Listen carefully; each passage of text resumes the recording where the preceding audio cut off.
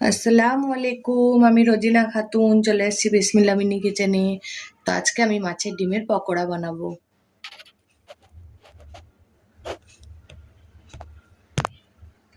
কড়াইয়ে তেলটা গরম করতে দিয়ে ব্যাটারটা বানিয়ে নেব।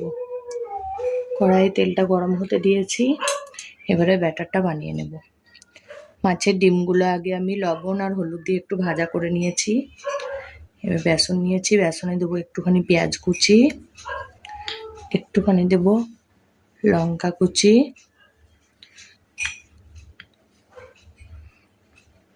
আর একটুখানি ধনিয়া পাতা কুচি।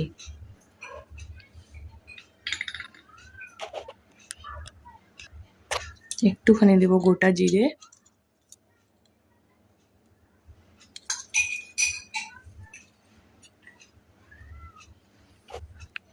এবারে দিয়ে দেবো গুঁড়ো মশলা, লবণ, লঙ্কা গুঁড়ো আর হলুদ গুঁড়ো।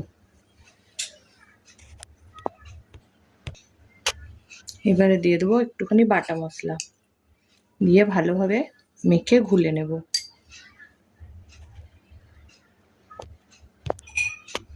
একটু একটু করে পানি দিয়ে মাখবো, বেশি পাতলাও করব না আর বেশি গাঢ়াও করব না।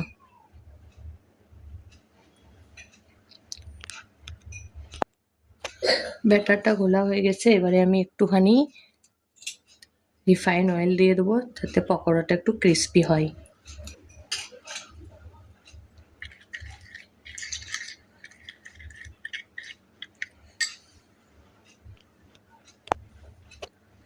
তেলটা গরম হয়ে গিয়েছে, এবারে পকোড়াগুলো ভেজে নেব।